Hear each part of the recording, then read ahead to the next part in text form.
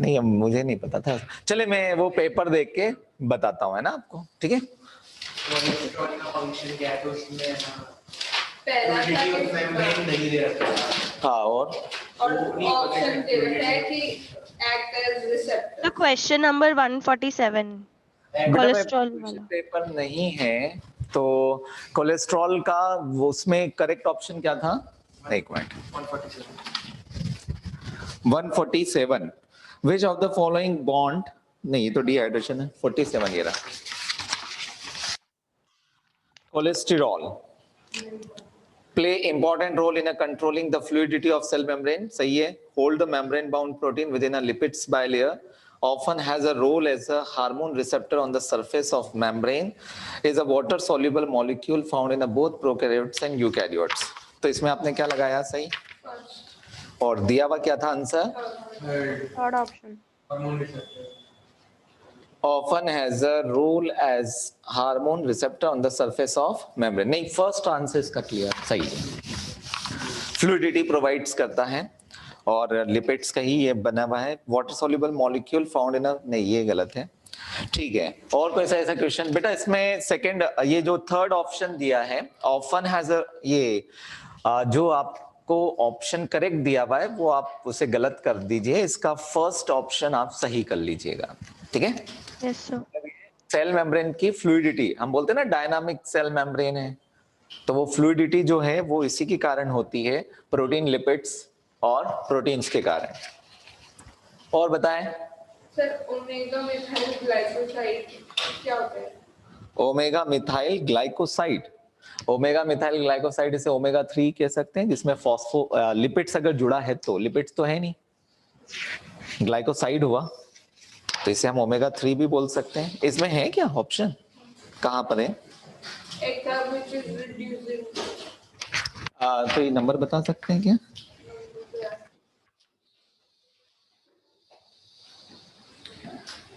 Reducing sugar के बारे में। हाँ, उसमें एक option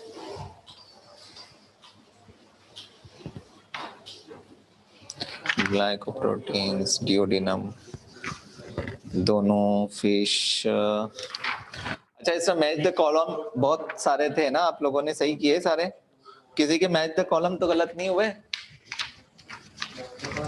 no sir. Match the column थे, मैंने अधिकतर इसमें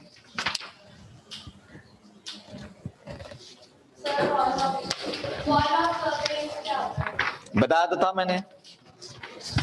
इंटेस्टाइन की जो लेयर है उसमें फोल्डिंग स्ट्रक्चर, उसे वॉल ऑफ करके हमने उसका नाम लिखा था सर्कुलरिस, प्लीका सर्कुलरिस लिखा था, ऐसा नाम बोर्ड पे लिखा तो था, प्लीका सर्कुलरिस वॉल फोल्ड ऑफ कर्किंग, मैंने स्पेलिंग भी लिखी थी। वॉल इंटेस्टाइन में फोल्डेड स्ट्रक्चर जैसे क्रिप्ट्स ऑफ लिबरपून, तो वहीं पर तो प्रेजेंट है, वही इंटेस्टाइनल एनाटॉमी है जहां से एब्जॉर्प्शन होना शुरू होता है। जैसे ये एक एपिथेलियल लेयर होगी, राइट। इस एपिथेलियल लेयर के अगर अब हम स्ट्रक्चर देखें तो इस तरह से इसमें फोल्डेड, ये देखो ये स्ट्रक्चर, दैट इज कॉल्ड कर्करिंग, और यहीं से फिर क्या होगा, एब्जॉर्प्शन स्टार्ट होता है। ये जो दिख रहा है ना आपको, ये इसे बोलते हैं हम प्लीका सर्कुलरिस। हाँ, स्मॉल इंटेस्टाइन में, विलाई नहीं, पूरे स्मॉल इंटेस्टाइन में जो जेजुनम वाला पोर्शन है, इलियम वाले पोर्शन है, विलाई जो है, इन सब में ये प्रेजेंट हो, पूरे small intestine.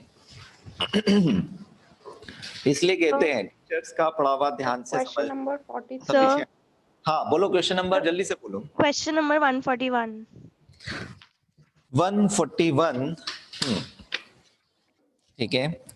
Variation in a proteins are due to, right, sequence of amino acids, number of amino acids, R group or none। तो बताइए, इसमें तो sequence of amino acids is the correct। R group भी तो different होता है उसमें। Alkyl group जो है, इसमें क्वेश्चन ये पूछा है variation in a proteins, variation in amino acids नहीं बोला है। प्रोटीन में वेरिएशंस किसके कारण होते हैं? अच्छा। अमाइनो एसिड के सीक्वेंस के कारण अगर फोल्डिंग हो गई तो सेकेंडरी स्ट्रक्चर बन जाएगा, सेकेंडरी, फोल्डिंग नहीं ओके हुआ ओके, टर्शरी, तो ठीक लीनियर है। होगा, फोल्डिंग ज्यादा हो गई, ज्यादा कोवलेंट बॉन्ड बनने तो बनेगा टर्शरी स्ट्रक्चर। अगर इसमें लिखा जाए variation in amino acid are due to, that's why the R R group group, alkyl group is the correct answer. Now next question, और कोई क्वेश्चन नंबर? बेटा तुम्हारा क्वेश्चन नहीं दिख रहा है मुझे।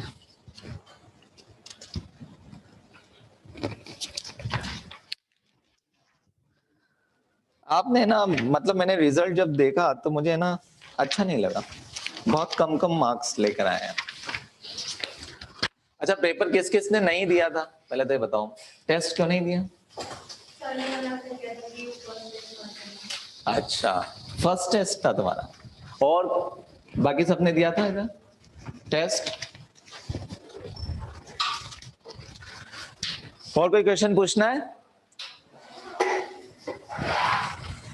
जिसका है नो सर। चलें तो विटामिन स्टार्ट करते हैं। विटामिन शब्द जो है वर्ड इज डिस्कवर्ड बाय और गिवन बाय, मतलब ये स्पेलिंग ऐसी थी विटामिन,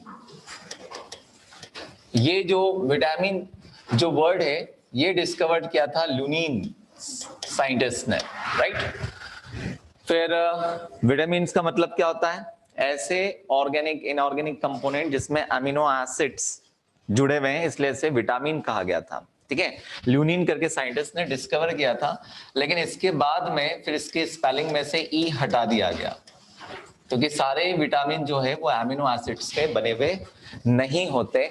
और फिर इसकी definition the vital for life, जो हमारे लाइफ के लिए बहुत रिस्पॉन्सिबल हो, जरूरी हो, प्रोटेक्टिव हो, इसे हम क्या कहते हैं? वाइटल फॉर लाइफ, मतलब विटामिन। तो ये जो शब्द है, मतलब ये स्पेलिंग जो है ये दिया था सबसे पहले फंक ने, और इनके साथ एक और साइंटिस्ट थे जिनका नाम था हॉपकिंस।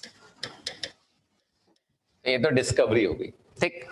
अब विटामिन के अगर बारे में बात करें तो it's two type. The first one is fat soluble and the second one is water soluble, or we can say fat insoluble vitamins. There is a two type of vitamins. Fat soluble, you know, vitamin A, D, E and K. Water soluble means vitamin B complex. तो अब हम इसमें देखते हैं B complex में क्या है, vitamin C. तो ये दोनों कैसे हैं? वाटर सॉल्युबल विटामिन होंगे। अगर फैट सॉल्युबल विटामिन के बारे में डिस्कस करें तो सबसे पहले हम लेते हैं विटामिन ए। इसका जो केमिकल नेम है वो है रेटिनॉल। कैसे बनता है आप सबको पता है, हम जो कैरेट या गाजर खाते हैं बीटा कैरेटीन उसमें होता है, वो लीवर में हमारे जाएगा। लीवर जो है उस बीटा कैरेटीन को किस में कन्वर्ट कर देता है? रेटिनल अल्डिहाइड कंपोनेंट्स में कन्वर्ट करता है, जिसे रेटिनल कहते हैं। ये रेटिनल ऑप्सिन के साथ में बाइंड होता है, रोडोप्सिन पिगमेंट बनाता है, और रोडोप्सिन पिगमेंट जो रहता है वो आपका डीम लाइट के लिए रिस्पॉन्सिबल होता है। अंधेरे में जब हम देखते हैं ना तो उसके लिए कौन सा हमारा पिगमेंटेड सेल्स रिस्पॉन्सिबल है? Rod sales, right? और रॉड में कौन सा पिगमेंट है? रोडोप्सिन, जिससे विजुअल पर्पल पिगमेंट्स कहते हैं। तो इस तरह से इसका सिंथेसिस होता है, बनता है। अब ये किसमें प्रेजेंट होता है? तो सबसे पहले मैंने आपको बताया, इसको याद रखने का सिंपल तरीका है CPMT याद रख लेना। जैसे कि कैरेट हो गया, पपाया, मैंगो और टोमेटो, है ना, येलोइश फ्रूट में सबसे ज्यादा मिलता है ये, ठीक। तो अब इसकी डेफिशिएंसी से दो डिजीज होती है, एक तो हमने सुना है जेरोप्थेल्मिया और नाइट ब्लाइंडनेस, ये कॉमन। अभी मैंने आपको जैसे बताया कि अभी जैसे मैंने आपको कॉमनली क्या बताया, रोडोप्सिन पिगमेंट के लिए रिस्पॉन्सिबल है। अब रेटिनल नहीं मिलेगा या हमारी बॉडी में रेटिनल नहीं हुआ तो रोडोप्सिन पिगमेंट बन नहीं पाएगा, तो उस कारण क्या होगा? नाइट ब्लाइंडनेस डिजीज होने की चांसेस है, राइट। इसको ठीक करने के लिए बायोटेक्नोलॉजिकली क्या अप्रूव किया गया था? हाँ, कौन सा? Vitamin A, golden rice. Golden rice. Golden rice का मतलब क्या होता है? बीटा कैरोटीन जीन्स को कहां से आइसोलेट किया गया? पढ़ चुके हैं ना हम डैफोडिल प्लांट्स, मतलब आप लोग पढ़ चुके हो, है ना। डैफोडिल प्लांट्स जो होते हैं ना, येलो कलर के गार्डन फ्लावर्स होते हैं, उनसे बीटा कैरोटीन के जीन्स को आइसोलेट किया गया अग्रोबैक्टीरियम ट्यूमिफेशियंस के साथ, उससे मर्ज मतलब लाइगेज एंजाइम के साथ उसे उसमें लाइगेट किया गया, और फिर हमने ओराइजा सटाइवा प्लांट्स में इंट्रोड्यूस कर दिया। तो विटामिन ए जीन वहां पर सिंथेसिस होने लगा। ज़ेरोप्थेल्मिया का मतलब क्या होता है? ज़ेरोप्थेल्मिया मींस एबनॉर्मल एपिथेलियल स्किन। जो हमारी एपिथेलियल स्किन हो जाती है वो कैसे हो जाती है? एबनॉर्मल। उसमें या तो क्या बोल सकते हैं, डेड होने लगती है, केरेटिनाइजेशन ज्यादा होने लगता है, और या फिर उसमें क्या होने लगेगा, थिकनेस उसकी बढ़ने लगती है, जैसे कि एक तरह से डेड सेल्स जैसी दिखाई देगी, तो उसे हम ज़ेरोप्थेल्मिया बोलते हैं। तो यहां पर हम केवल इतना सा लिख देते हैं, abnormal epithelia.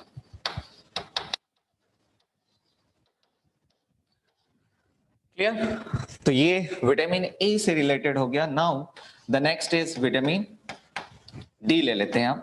D you know very well, calciferol. सारे केमिकल नेम आना चाहिए आप लोगों को, Yes, ठीक है। sir. Calciferol Calciferol. बोलते हैं विटामिन डी को। विटामिन डी हमें जो है, ये सनलाइट हमारी स्किन खुद सिंथेसाइज करती है, इसे लीवर सिंथेसाइज करता है, ठीक है। और फिर कुछ वेजिटेबल्स वगैरह जो ग्रीन वेजिटेबल्स है उसमें भी हमें इसके सोर्स देखने को मिल सकते हैं। अब डेफिशिएंसी से बात करें तो बच्चों में कौन सी डिजीज होती है? होती है, ठीक है, जिसके कारण उनके जो लिम्स है, फोर लिम्ब है, हाइंड लिम्स है, वो थीन रह जाते हैं, प्रॉपर ग्रोथ नहीं हो पाती, और फिर ग्रोथ ना होने के कारण क्या होता है, उनके जो लिम्स है वो बैंड हो जाएंगे, चल नहीं पाएंगे वो, ठीक है। और अगर हम अडल्ट की बात करें, ऑस्टियोमलेशिया, ऑस्टियोपोरोसिस, जिसे हम क्या बोलते हैं, ऑस्टियोमैलेशिया के, तो इसमें क्या होता है, अगेन फ्रेजाइल बोन हो जाती है, ठीक है ना। हाँ, जिसमें कैल्शियम का रीअब्जॉर्प्शन नहीं हो पाता, सॉफ्ट बोन हो जाने के कारण क्या होता है, easily get fractures, and then जो है ऑस्टियोपोरोसिस का ज्यादा धीरे धीरे पूरी बोन हमारी सॉफ्ट होने शुरू होती है, ठीक है। तो दोनों एक ही डिजीज है, बस इतना आपको ध्यान रखना है कि ये अडल्ट में है और ये चाइल्ड में। नेक्स्ट विटामिन ले लेते हैं, विटामिन ई। थर्ड, इसे हम टोकोफिरॉल कहते हैं, टोकोफिरॉल। विटामिन ए को हम ब्यूटी विटामिन भी बोलते हैं, फर्टिलिटी विटामिन के नाम से भी जानते हैं, ठीक है। कौन सा विटामिन है ये? ब्यूटी विटामिन और फर्टिलिटी विटामिन। ये हमारे गोनेट्स जो होते हैं उनके प्रॉपर फंक्शनिंग में हेल्प करते हैं, तो इसलिए हम इन्हें कौन सा विटामिन बोलते हैं? फर्टिलिटी विटामिन बोलते हैं। लीफी वेजिटेबल्स में आपको मिल जाएंगे, फ्रूट्स में आपको विटामिन ई जो है अवेलेबल्स होते हैं, ठीक है। तो काम अब इनकी डेफिशिएंसी से क्या हो गया, जैसे कि हमने कौन सा विटामिन बोला, फर्टिलिटी विटामिन, तो इनके कारण स्टेरिलिटी आ जाती है, ठीक है। मस्कुलर डिस्ट्रॉफी आपने नाम सुना होगा, डिस्ट्रॉफिन प्रोटीन जो है उसके सिंथेसिस के लिए ये विटामिन रिस्पॉन्सिबल होता है। मतलब अगर ये विटामिन ना हो तो मस्कुलर डिस्ट्रॉफी वो है तो जेनेटिक डिसऑर्डर, लेकिन जेनेटिक डिसऑर्डर होने के कारण विटामिन ई का सिंथेसिस जो है वो हमारी बॉडी में प्रॉपरली या उसका जो यूटिलाइजेशन है नहीं हो पाएगा, ठीक है। तो इसके कारण डिस्ट्रॉफी डिजीज भी होती है, और एक और डिजीज होती है जिसे हम कह सकते हैं हीमोलाइटिक डिसऑर्डर। मतलब जो आरबीसी है उसका ब्रेकडाउन होना शुरू होता है। तो आप इसको ऐसे याद रख सकते हैं, सिंपल हार्मोनिक मोशन, ठीक है, एसएचएम पढ़ते हैं ना आप, तो इससे क्या हो गया, स्टेरिलिटी। एच से हो गया हीमोलाइटिक। हीमोलाइटिक मीन समझते हैं ना, आरबीसी का जो है ब्रेकडाउन होगा, और एम से जो हो जाएगा ये हो जाएगा मस्कुलर डिस्ट्रॉफी, ठीक है। इस तरह से आप याद रखें सारे विटामिन को, ये आपके डेली यूजेस के हैं, आपको ये याद होना चाहिए, बार बार पढ़ना नहीं है हमें। जैसा मैं आपको बता रहा हूं, एक टेबल फॉर्म में, टेबुलर फॉर्म में, शॉर्ट फॉर्म में, निमोनिक फॉर्म में, जैसे आपको याद होता है वैसे ही आप याद करो। एडीई के बाद में अब हम ले लेते हैं विटामिन के, नंबर 4, इज विटामिन के। अब विटामिन के तो एक ही जिसे हम बोलते हैं फाइलोक्विनोन कहते हैं, लेकिन इसके 3 फॉर्म देखे गए हैं, K1, K2 एंड K3, है ना। तो जैसे K1, K2 एंड K3, तो K1 का नाम है फाइलोक्विनोन,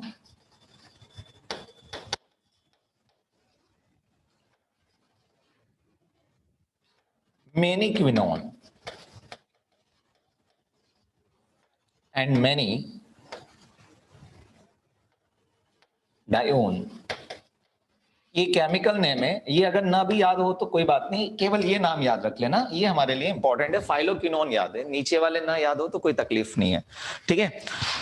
तो विटामिन के कहां से मिलता है? अभी मैंने डाइजेशन में आप लोगों को पढ़ाया, आप बिल्कुल भी ध्यान नहीं देते, पता नहीं क्या पता। लार्ज इंटेस्टाइन में बैक्टीरिया से। It is synthesized by the bacteria in large intestine, caecum. Caecum में ई कोलाई बैक्टीरिया होते हैं, और वो E coli bacteria vitamin K, vitamin B, vitamin B1, vitamin B3 ऐसे सब बता था ना। तो ये हमारी पहली बात, तो सिंथेसाइज इन गट, ठीक है। गट मतलब लार्ज इंटेस्टाइन, और लार्ज इंटेस्टाइन में कहां पर? सीकम में, मतलब बाय बैक्टीरिया भी लिख सकते हैं, सिंथेसाइज बाय बैक्टीरिया। इसके अलावा आप विटामिन के अगेन लीफी वेजिटेबल से ले सकते हैं, ठीक है। अब मैं इसके डिसऑर्डर्स बता देता हूं। Faulty blood clotting means faulty in blood clotting मतलब क्या हो जाएगा? विटामिन के जो है वो किसके लिए रिस्पॉन्सिबल होता है? क्लॉटिंग के लिए रिस्पॉन्सिबल होता है। अगर विटामिन के की डेफिशिएंसी हो गई तो ब्लड क्लॉटिंग नहीं हो पाए। फॉल्टी मतलब failure in a blood clotting, तो कौन सी डिजीज हो जाएगी? हीमोफीलिया। वैसे तो वो जेनेटिक डिसऑर्डर है, अगर लग गई तो उसके कारण क्या होगा? ब्लीडिंग रुकेगी नहीं, बहुत इंटरनल ब्लीडिंग भी होना शुरू हो सकता है, एक्सटर्नल ब्लीडिंग भी शुरू होती है, तो वो ब्लड क्लॉटिंग में हेल्प करता है, ठीक है। तो ये सब आपके रहे फैट सॉल्युबल विटामिन। समझते हैं ना फैट सॉल्युबल विटामिन का मतलब क्या होता है? जिनका नेचर फैटी एसिड्स, लिपिड्स है, उन्हें हम फैट सॉल्युबल विटामिन कहते हैं। ये सब एब्जॉर्ब कहां होते हैं? ऑल द विटामिन्स मतलब fat soluble vitamin are absorb in a jejunum part of small intestine, ठीक है। हाँ, के जो है जो सिंथेसाइज होता है, एक्सेप्ट नहीं बोलेंगे हम, के भी वहां पर एब्जॉर्ब हो रहा है, कहां पर? जेजुनम में। लेकिन हमारे गट में जहां पर बन रहा है वहां पर ये एब्जॉर्ब होंगे, जैसे कि सिकम में के बनता है, इसलिए इसका एब्जॉर्प्शन वहां भी होता है, ठीक है। सर बनी सीकम में रहते पहले कैसे किधर? सर बनी सीकम में रहने तो जेजुनम में वापस पूरी नहीं, वो जेजुनम में नहीं जाएगा, एब्जॉर्प्शन वहां हो जाएगा। लेकिन जो हमने फूड से लिया है, डाइट में है, तो उसका एब्जॉर्प्शन कहां होगा? जेजुनम में, ऐसा कह रहे हैं, ठीक है। तो आप याद रखना, सारे ही विटामिन, फैट सॉल्युबल विटामिन का एब्जॉर्प्शन कहां होता है? हमारे जेजुनम वाले पार्ट में होता है। विटामिन बी नहीं बोल सकते क्योंकि B1, B12 जो है वो कहां एब्जॉर्ब होता है? वेरी गुड, इलियम में होता है। फिर B1, B3 जो है ये हमारे सीकम में बने हैं, तो इनका एब्जॉर्प्शन वहां पर भी होगा, और डाइट में हमने अगर खाए तो इनका एब्जॉर्प्शन जेजुनम में भी होगा, ठीक है। चलिए वाटर सॉल्युबल विटामिन देख लेते हैं हम।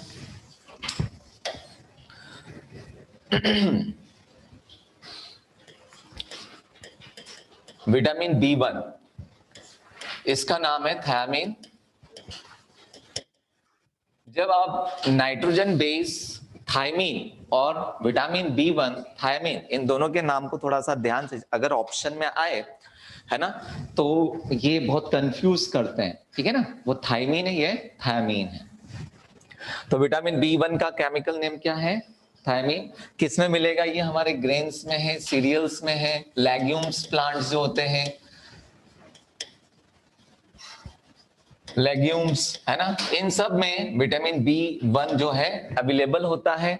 और क्या काम करता है? तो ये हमारी बॉडी में सेल्स का रिपेयर मैकेनिज्म करता है। ये सोर्स हो गया इसका।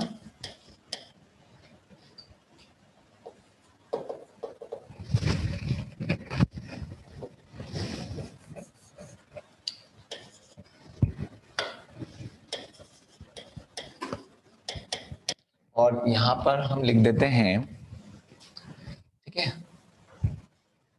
Plus function and then deficiency के लिए नीचे लिख लेंगे। तो इनके फंक्शन जो है रिपेयर में हेल्प करता है, हमारी रिपेयर ऑफ सेल्स। क्लियर? ये इसका सबसे इंपॉर्टेंट फंक्शन होता है थायमिन का। और दूसरा इसका फंक्शन है, हम जो पढ़ते हैं, बताइए जल्दी से, कोएंजाइम में थायमिन पायरोफॉस्फेट, ऐसी चीजें भूलना नहीं है। टीपीपी ये सब बताया था, है ना? इसे हमने क्या नाम दिया था? Thiamine pyrophosphate. तो कहां यूज होता है ये? इसमें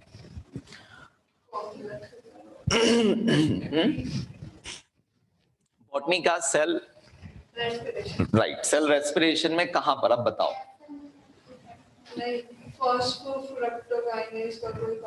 कहने का मतलब है मेटाबॉलिज्म में हेल्प करता है ये कोएंजाइम। तो सीधी सी अगर हम बात करें तो आपने क्रेब्स साइकिल पढ़ा होगा या फिर इलेक्ट्रॉन ट्रांसपोर्ट चेन पढ़ा है, तो ये क्रेब्स साइकिल में यूज होता है, राइट? तो इसके आगे आप लिख लेंगे याद रखने के लिए, use in a Krebs cycle. और भी इसके अलावा भी यूज होता है मेटाबॉलिज्म में, लेकिन यहां पर आप क्या लिख सकते हैं? थायमिन पायरोफॉस्फेट इज अ, पता है ना आपको? देखो बेटा, मैं आपको बार बार बोल रहा हूं, जितना पढ़ रहे हैं हम प्लीज उसको याद करते चलो, तभी आपके ये सारे कंसेप्ट बने रहेंगे। पढ़ने से आज बैठे हो कल भी बैठेंगे, हम पढ़ेंगे ही, लेकिन अगर पुराना याद नहीं होगा तो हम हमारे कंसेप्ट कैसे बनाएंगे? जितना सर कहते हैं प्लीज उसको आप याद रखो। जैसे मैंने अभी बताया कि टीपीपी तो आपके माइंड में बहुत जल्दी क्लिक होना चाहिए कि ये हमने एंजाइम में कोएंजाइम पढ़े हैं, और कोएंजाइम का मतलब क्या होता है, वहां पर भी थ्योरी क्लियर हो गई। मतलब कोएंजाइम का मतलब ये है कि ये एक ऑर्गेनिक कोफैक्टर से, जो कि प्रोटीन के साथ मतलब एपो एंजाइम के साथ जुड़ते हैं और होलो एंजाइम बनाते हैं। तो एक पॉइंट हमारा ये क्लियर हो गया। दूसरा पॉइंट ये क्लियर हो गया कि अच्छा ये विटामिन B1 है जो कि कोएंजाइम की तरह काम करता है। इसका फंक्शन रिपेयर ऑफ सेल्स या रिपेयर ऑफ जो भी है ना, इसमें हेल्प करेगा, ठीक है? तो ऐसे आपको याद रखना है। अब अगर मान लो इसकी डेफिशिएंसी हो जाए, तो आप सब जानते हैं वो डिसऑर्डर कौन सा डिसऑर्डर है? बेरी बेरी का मतलब क्या होता है? मैं यहां पर लिख देता हूं अलग से डिसऑर्डर। अगर आप अपनी कॉपी में लिख रहे हैं तो पर्टिकुलर एक कॉलम बना लेंगे, ये सोर्स हो गया, फंक्शन हो जाएगा, एंड देन डिसऑर्डर हो जाएगा। तो डिसऑर्डर में बेरी बेरी का मतलब क्या होता है? What is the meaning of berry berry? Berry berry is this name of scientist, तो साइंटिस्ट का नाम है। हाँ, इसका मतलब क्या है? बचपन से हम पढ़ते आए हैं, माल न्यूट्रिशन। बेरी बेरी का मतलब क्या होता है? नेम ऑफ साइंटिस्ट है, ये कोई डिजीज थोड़ी ना है, उसने डिस्कवर की थी इसलिए वो डिजीज कहते हैं हम। बेरी बेरी का मतलब होता है न्यूरल डिसऑर्डर, मींस पैरालिसिस। समझ में आया? ये पैरालिसिस को रिप्रेजेंट करते हैं। देखो भाई समझना, ठीक है? क्या होता है इसका मतलब? पैरालिसिस। अब देखो कैसे होता है। अब इसके बहुत सारे अलग अलग तरीके से, या तो आपने पॉलिश राइस खा लिए, चावल खाते हैं ना हम, अगर वो पॉलिश्ड है तो उससे हमें B1 मिलता है, थायमीन, ठीक है? अब वो नहीं मिलेगा तो आपका देखो वो फंक्शन नहीं हो पाएगा, रिपेयर ऑफ सेल्स, और जो भी थायमीन पायरोफॉस्फेट जो क्रेब्स साइकिल में रोल प्ले कर रहा है, ये प्रॉपर्ली फंक्शन नहीं होगा। तो उसके कारण धीरे धीरे डेफिशिएंसी होती है विटामिन B1 की, और धीरे धीरे ये डेफिशिएंसी होने में किस में कन्वर्ट हो जाती है? बेरी बेरी एक डिजीज हो गई जिसको हम बोलते हैं न्यूरल डिसऑर्डर, पैरालिसिस कहते हैं। पहली बात। दूसरी बात, ऐसे जो पर्सन अल्कोहल ड्रिंक करते हैं उनमें भी बेरी बेरी का सिंथेसिस क्या होता है? अफेक्ट होता है। आपने सुना होगा वर्निकोफ सिंड्रोम एंड कोर्साकॉफ सिंड्रोम, सुना है? बहुत बढ़िया। वर्निकोफ एंड कोर्साकॉफ,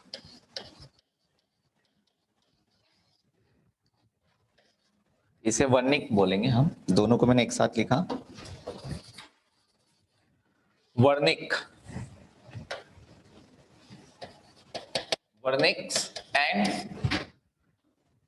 कोर्साकॉफ, ये सिंड्रोम है। देखिए ये सिंड्रोम जो है आप लोग इसे ह्यूमन हेल्थ एंड डिजीज के अल्कोहल अब्यूजिंग में पढ़ते हैं।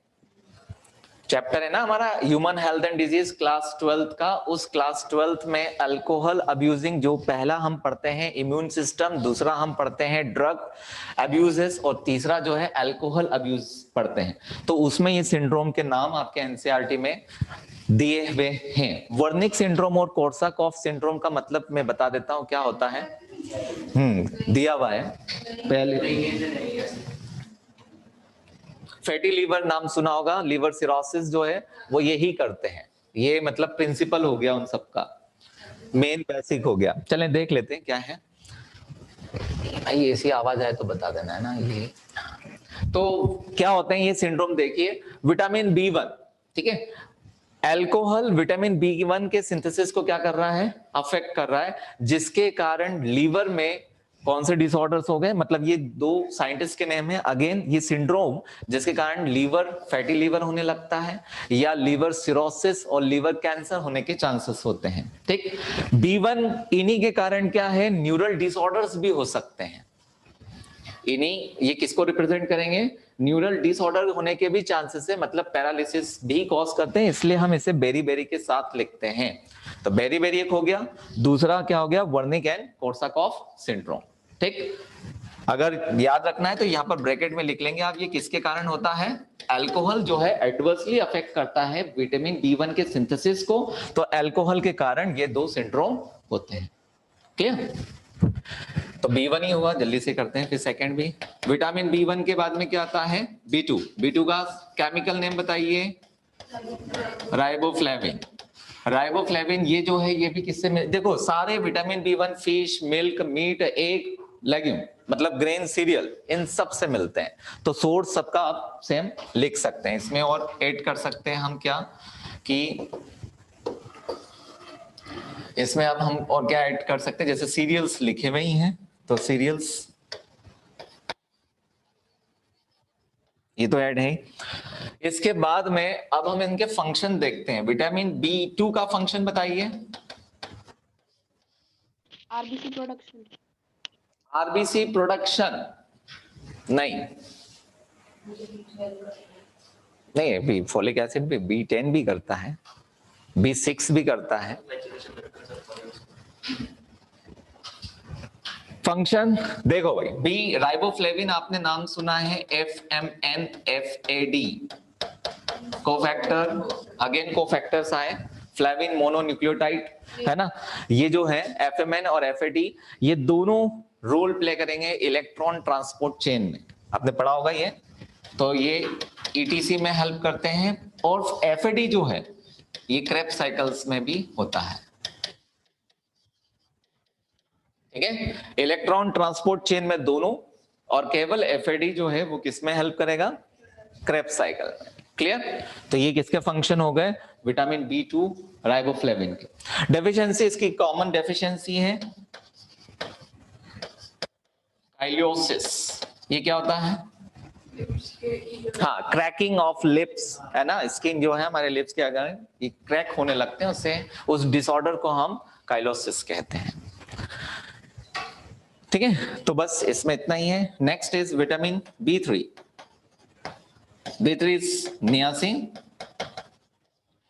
ये भी हमें किससे मिलेगा, फिश मतलब कॉड लिवर से भी मिलता है, प्लस मीट, फिश वही हो गया, और एग, मिल्क, ये सोर्स वगैरह एक जैसे ही, इनको छोड़ दे, जिसके अलग अलग सोर्स हैं वो हम देख लेंगे। विटामिन B3 नियासिन जो है इसका, अब हम देखें सोर्स हो गया, इसका फंक्शन देखें तो फंक्शन क्या है, ये कोएंजाइम ए की तरह काम करता है ना, जिसे हम हाँ कोफैक्टर बोल सकते हैं, या फिर क्या बोलेंगे इसमें, कोएंजाइम कौन से होते हैं, NAD और NADP।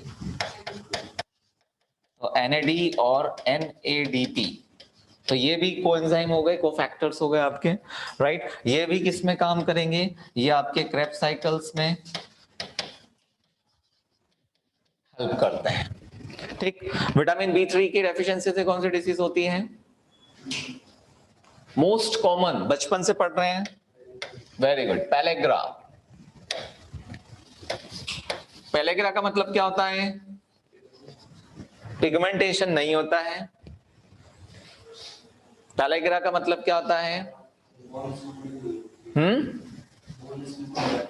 बोन्स मुड़ जाती है। और कुछ नहीं पता? चले ऐसे याद रखना, pellagra is known as 3D disease. ये 3D है, 3 डायमेंशनल नहीं है ना। डिमेंशिया, डर्मेटाइटिस और डायरिया, ठीक है। डायरिया, डिमेंशिया क्या होता है? मेमोरी लॉस, और डर्मेटाइटिस, ठीक है। ये पैलेग्रा का मीनिंग हो गया, तो इसलिए इसे 3D डिजीज भी कहते हैं। विटामिन B5, पेंटोथेनिक एसिड,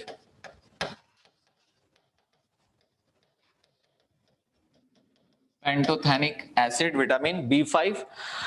तो इसका source again same, egg, milk, इनसे ये मिलेगा।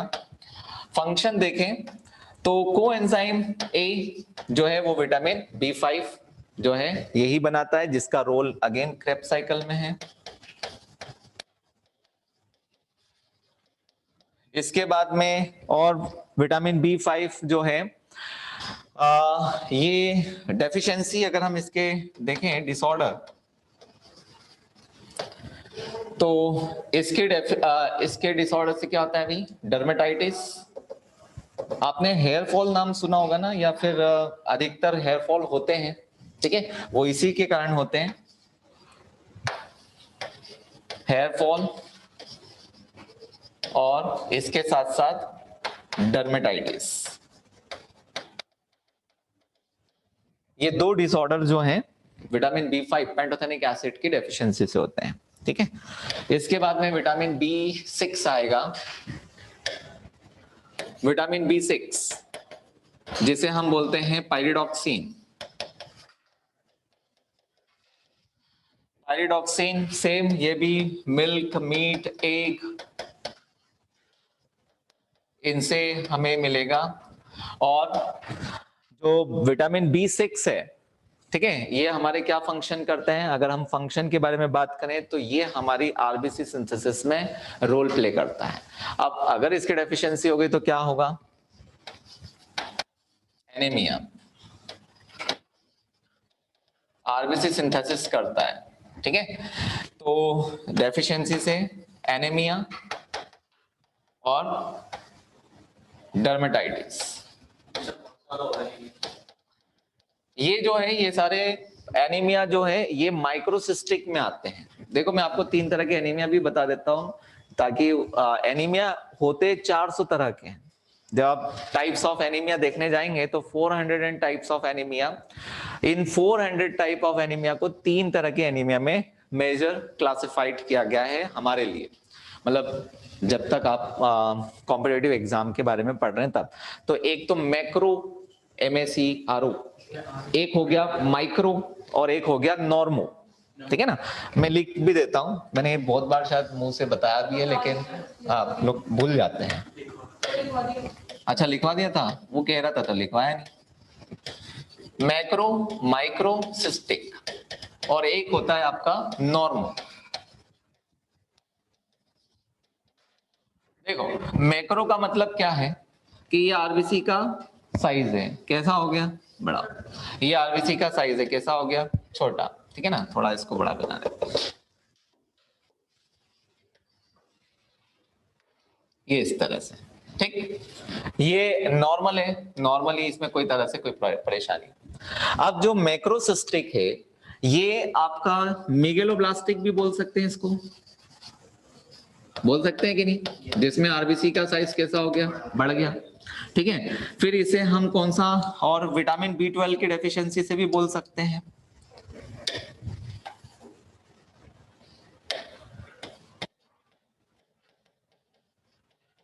विटामिन B12, ठीक। फिर और किसके कारण हो सकता है, मतलब डेफिशिएंसी? फोलिक एसिड, मतलब विटामिन अभी मैं बताने वाला हूं, फोलिक एसिड की डेफिशिएंसी से भी बोल सकते हैं। तो ये कौन सा हो गया? Pernicious anaemia. तो देखो यहां पर नाम चेंज हो गया, मेगलोब्लास्टिक, पर्नीशियस, मैक्रोसिस्टिक, 3 नाम। एक 3 in 1, समझ गए? अब देखो उधर माइक्रो आरबीसी का जो साइज है वो नॉर्मल से कैसा है, छोटा हो गया, स्मॉल, इसलिए माइक्रो। तो इसे हम बोलते हैं आयरन डेफिशिएंसी है, एनीमिया। ये कौन सा एनीमिया हो गया? आयरन डेफिशिएंसी एनीमिया, जो कि इंट्रिंसिक फैक्टर के एब्सेंस के कारण होगा। इंट्रिंसिक फैक्टर समझते हैं ना? तो एक तो आयरन डेफिशिएंसी बोल सकते हैं, और फिर क्या बोल सकते हैं, इंट्रिंसिक फैक्टर की डेफिशिएंसी या उसके कारण भी हो सकता है। और एक और आपने नाम सुना होगा जिसे हम और क्या कह सकते हैं, फॉलिक एसिड, तो इसमें आ गया। एक और नाम है, उसे भी माइक्रोसिस्टिक एनीमिया से रिप्रेजेंट करते हैं। आयरन डेफिशिएंसी, इंट्रिंसिक फैक्टर, और पाथवे के दौरान वो मैं बताता हूं बाद में। एक नॉर्मोसिस्टिक में सेल्स का जो साइज है वो कैसा है, नॉर्मल है। लेकिन अब इसमें होता क्या है, हाँ, नंबर ऑफ आरबीसी जो है वो धीरे धीरे डिक्रीज तो होना शुरू होती है, और उसमें हीमोग्लोबिन भी नहीं है भाई, आरबीसी कम है मतलब हीमोग्लोबिन कम है, तो नॉर्मोसिस्टिक। अब ये किसके कारण होता है, मैंने बताया था, क्रोनिक डिसऑर्डर। कोई भी क्रोनिक डिसऑर्डर है, जैसे मान लो किसी को डेंगू हो गया, अब डेंगू में तो कम हो ही जाता है, मलेरिया हो गया, उसमें आरबीसी हीमोलाइटिक होता है, तो उसके कारण एनीमिया हो सकता है। एचआईवी हो गया, कैंसर हो गया, या फिर कोरोना डिजीज हो गई, कोई सी भी वायरल, मतलब कोई भी क्रोनिक डिसऑर्डर जो लंबे समय तक चल रही है, तो उसके कारण कौन सा होता है, क्रोनिक डिसऑर्डर। वो होते हैं आपके नॉर्मोसिस्टिक। क्रोनिक डिसऑर्डर में हम बोल सकते हैं कैंसर है, एचआईवी है ना, हेपेटाइटिस भी है, राइट। तो इनके कारण जो डिसऑर्डर्स होते हैं, मतलब इनके कारण जो एनीमिया होता है उसे नॉर्मोसिस्टिक एनीमिया कहते हैं। क्लियर? चलें, तो ये एनीमिया। अब एनीमिया इसमें से बहुत तरह के हैं, तो हम यहाँ पर अभी बस इतना लिख सकते हैं कि आरबीसी सिंथेसिस में हेल्प करता है, को फैक्टर की तरह या ऐसे को वर्कर की तरह काम करता है मेन, जैसे कि आयरन हो गया, विटामिन B12 हो गया, फोलिक एसिड, उसके साथ में ये भी हेल्प करेगा आरबीसी बनाने में, राइट। तो डेफिशिएंसी एनीमिया और डर्मेटाइटिस कहलाती है। अब विटामिन B6 के बाद में हम लिखते हैं विटामिन B7। B6 के बाद में विटामिन B7, जिसे हम क्या बोलते हैं, biotin, also known as vitamin H, इसे विटामिन H भी कहते हैं।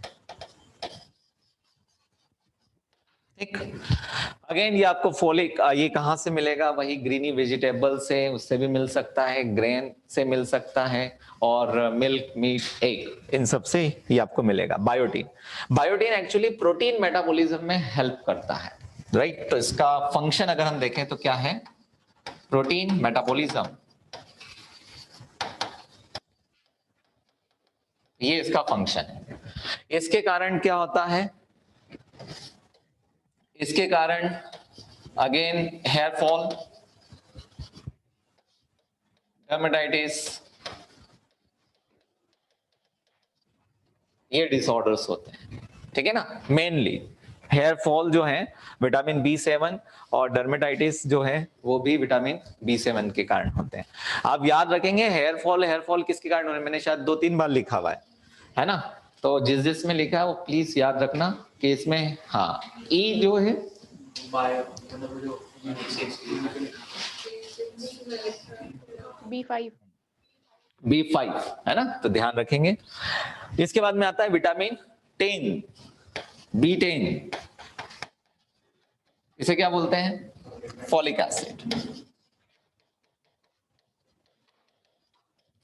फॉलिक एसिड जो है, जैसे ये प्रोटीन मेटाबॉलिज्म कर रहा है, फॉलिक एसिड तीनों मेटाबॉलिज्म में हेल्प करता है, कार्बोहाइड्रेट, प्रोटीन और लिपिड्स, ये इसके फंक्शन हो गए। Help in a protein, carbohydrates and lipids metabolism,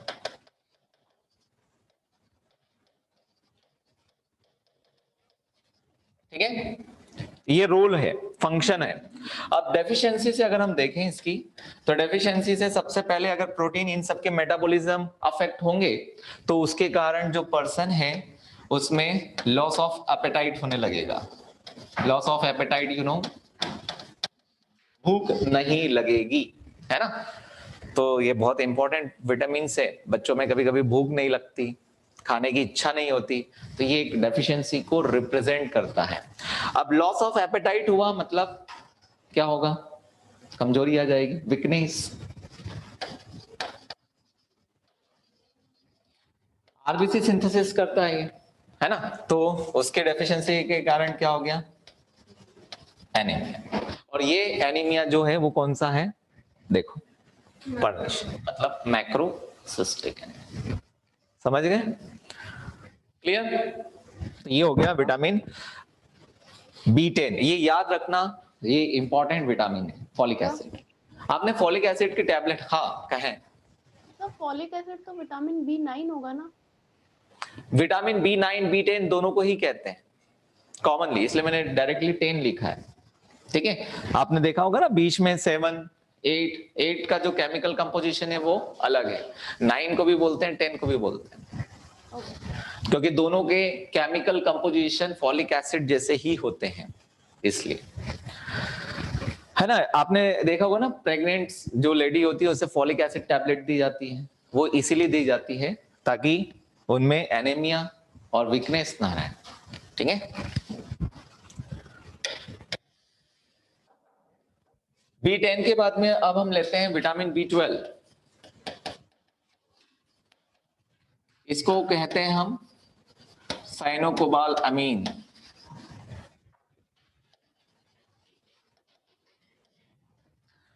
तो क्या काम करता है ये, अगेन आरबीसी सिंथेसिस, एरिथ्रोपोएसिस। अगर ये नहीं होगा तो कौन सी डिजीज हो जाएगी, पर्निशियस एनीमिया। तो आप इसे भी ध्यान रखेंगे, बहुत ज्यादा पूछा जाता है, ठीक है। इसी के कारण क्या होगा, डेफिशिएंसी, वही आरबीसी सिंथेसिस करता है, डेफिशिएंसी हो गई पर्निशियस एनीमिया, या फिर इसे हम कौन सी एनीमिया बोलते हैं, मेगेलोब्लास्टिक एनीमिया भी बोलते हैं। तो प्लीज इसको ध्यान रखेंगे, इस पर क्वेश्चन पूछे जाते हैं। फॉलिक एसिड है, विटामिन B12 है, ये बहुत ही इंपॉर्टेंट रोल प्ले करते हैं, ठीक। इसके बाद में एक विटामिन B17 आपने नाम सुना है, सुना है, इसे हम लिट्राइल के नाम से जानते हैं, लिट्राइल। इसको बस इतना सा याद रखना है, ये एंटी कैंसर विटामिन होता है, ठीक है। इसका फंक्शन क्या है, एंटी कैंसर। तो 7 लिट्राइल के नाम से इसे हम जानते हैं। ये भी विटामिन बी कॉम्प्लेक्स का ही पार्ट है, तो हमें ये भी कहां से मिलेगा, वही सोर्स, मिल्क, मीट, एग, उनमें ही प्रेजेंट है, बट बहुत माइन्यूट क्वांटिटी में होता है। ये हमारे लिवर में सिंथेसाइज होता है।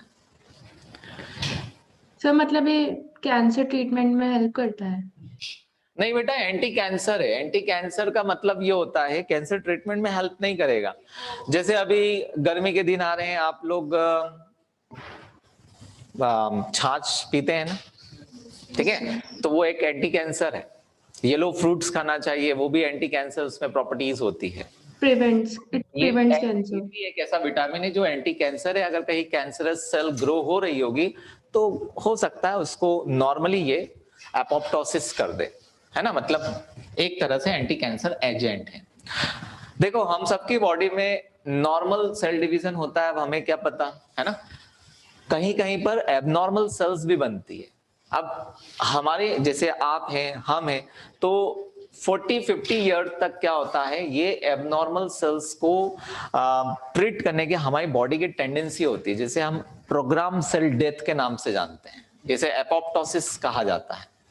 ऐसा नहीं कि हमारी बॉडी में कोई एक नॉर्मल सेल्स ही सब बन रही है, एबनॉर्मल सेल्स का भी सिंथेसाइज होता है, लेकिन उस एबनॉर्मल सेल्स को रिमूव कर दिया जाता है, हटा दिया जाता है, ताकि वो आगे फर्दर ग्रो न कर सके। तो वो कैसे हटते हैं, because of this agent, anti cancer agents होते हैं। क्लियर। तो जैसे हम छाछ पीते हैं, पपाया है, ये सब एंटी कैंसर एजेंट होते हैं, इनको खाना चाहिए, जिसके कारण अगर हमारी ऐसी सेल्स जो कि क्या हो रही है, जिसमें सेल डिवीजन एबनॉर्मल स्टार्ट हो गया है, वो उसे स्टॉप करती है, एपोप्टोसिस को शुरू करती है और वहां से हटाते हैं। क्लियर?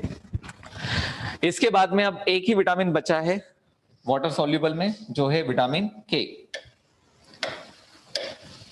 विटामिन बी यहाँ पर विटामिन सी, विटामिन सी, सी का केमिकल नेम क्या है? Ascorbic acid. Ascorbic acid. इसका सोर्स आप सब जानते हैं, सोर्स जो है सिट्रस यस सर। फ्रूट्स है।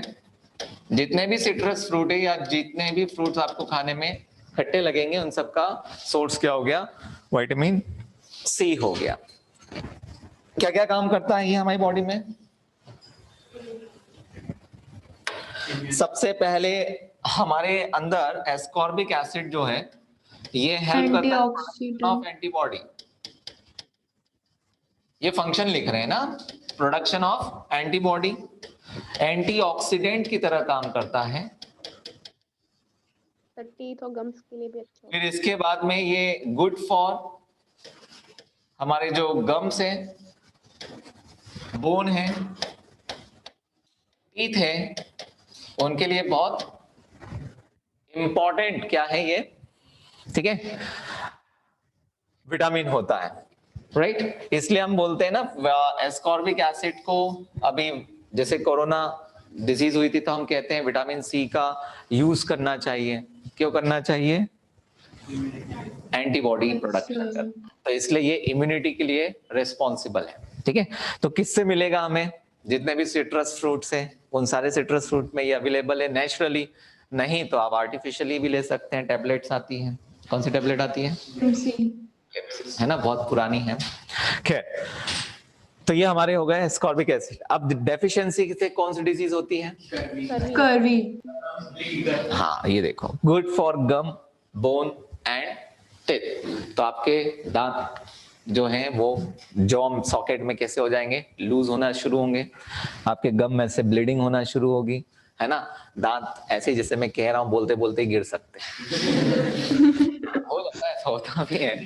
ठीक है, तो बिकॉज ऑफ आपके जो सीमेंटम, मैंने आपको एक फाइबर्स बताए थे, प्रोडेंटल फाइबर्स एंड शार्पी फाइबर्स, याद है ना। तो एक मैंने आपको बताया था पहले, प्रोडेंटल फाइबर्स बताया था, जो आपके सीमेंटम और जॉ से क्या करता है? कनेक्शन बनाएगा। और फिर दूसरा बताया था शार्पी फाइबर, जो आपके रूट मतलब आपके रूट कैनाल जो जा रही है, या जो आपका टूथ का रूट है और उसके साथ जॉ के साथ कनेक्शन कर रहा है, याद है ना। ठीक है, CJRJ, cementum with jaw, cementum and jaw, periodontal fibre, RJ, root and jaw. ठीक है, तो इस तरह से याद रखेंगे। चलें, तो ये हमारे विटामिन यहाँ पर कंप्लीट हुए। नाउ अब हम डिसऑर्डर्स लेते हैं और इस चैप्टर को अब हम यहाँ पर कंप्लीट करते हैं। Disorder related to digestive system.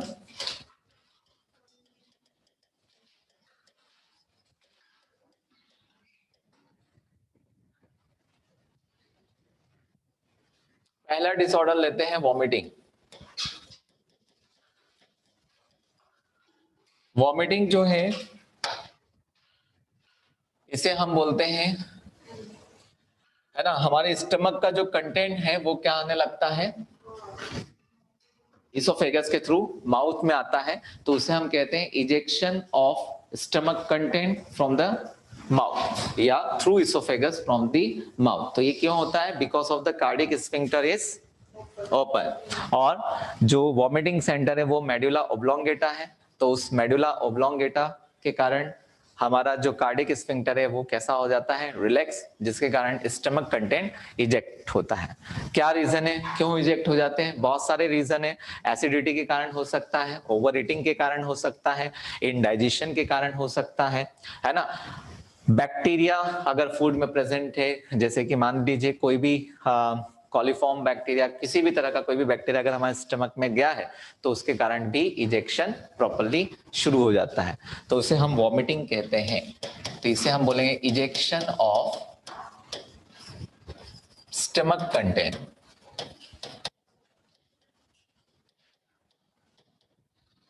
Through oesophagus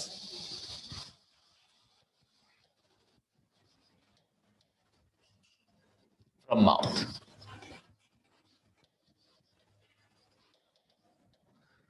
vomiting centre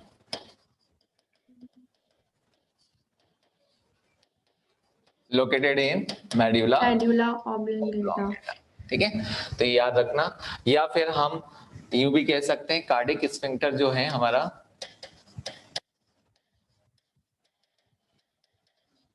open होता है, ठीक। तो ये vomiting.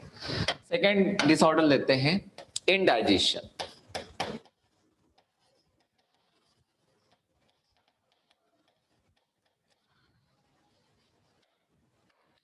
indigestion, incomplete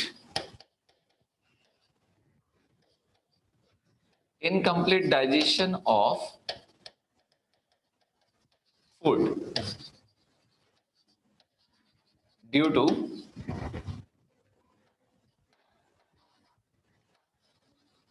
insufficient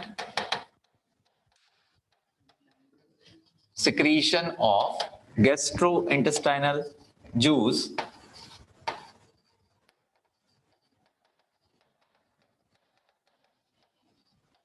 or we can say enzyme, insufficient secretion of enzyme।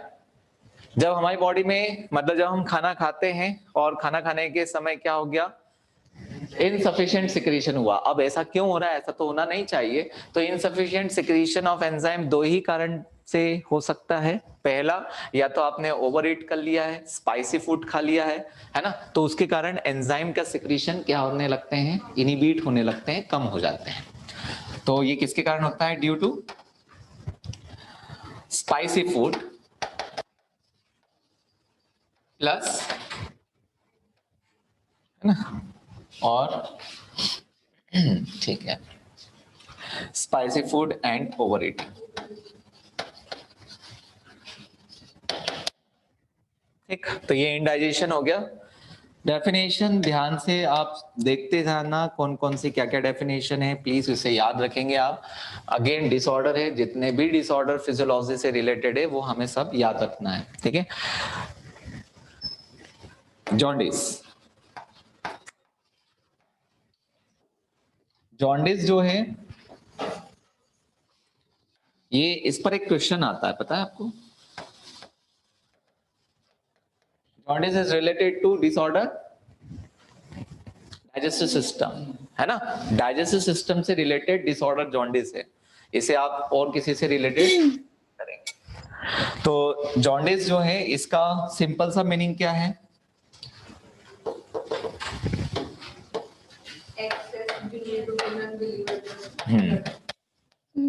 आप तो लिख सकते हैं accumulation of bile pigment in blood, तो उसे हम क्या बोलेंगे, जॉन्डिस, राइट। बिलिवर्डिन एंड बिलिवर्डिन, मैंने आपको दो बताया थे कैसे बाहर जाते हैं ये, एक तो यूरोक्रोम और दूसरा स्ट्रोकोबिलीन्स, है ना, स्ट्रोकोबिलीन, ये दो याद रखेंगे। Stercobilin provide colour to faecal या फीसेस, और फिर हम इसे urochrome provide colour to urine, बस इसे याद रखना है।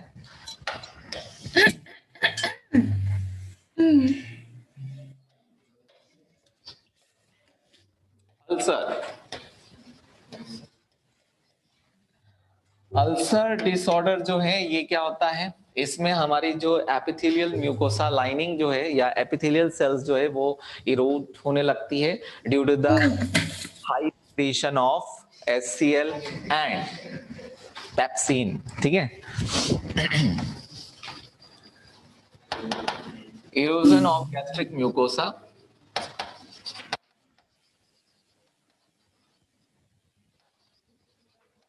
due to the high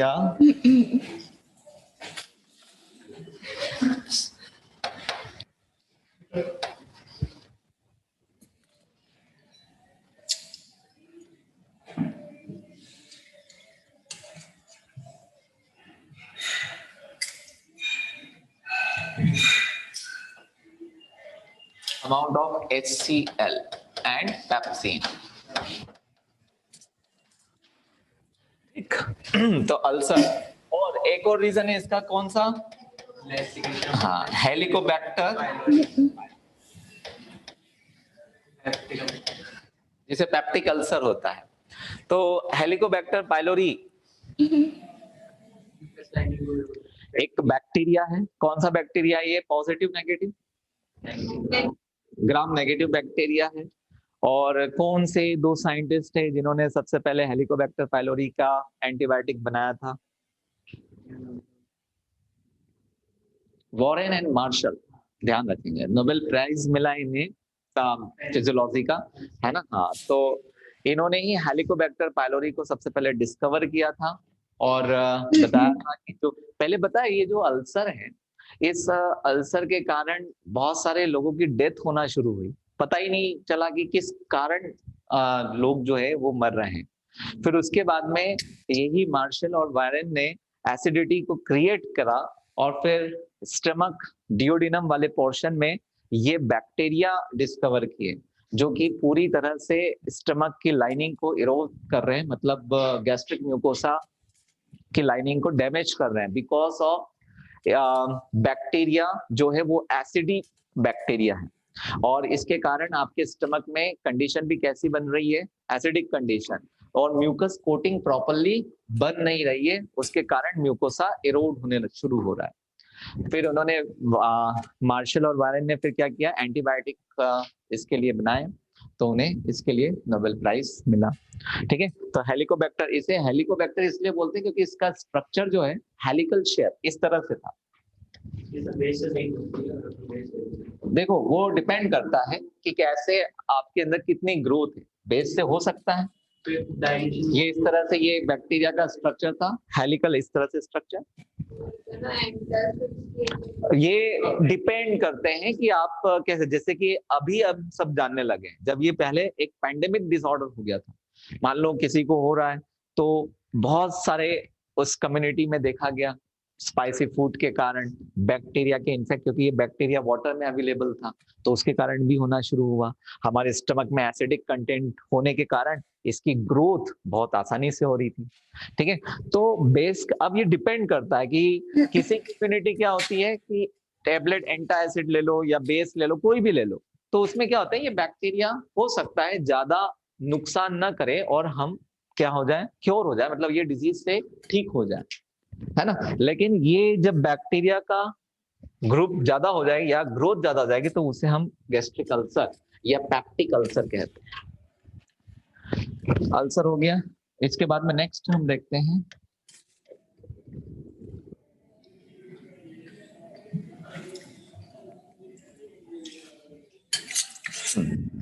constipation. Constipation समझते हैं,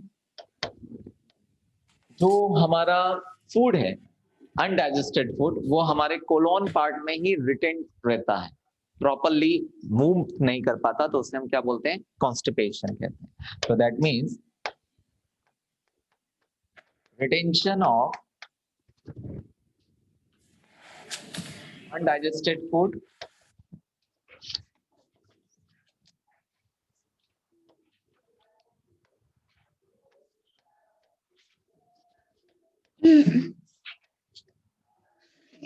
इन कोलोन।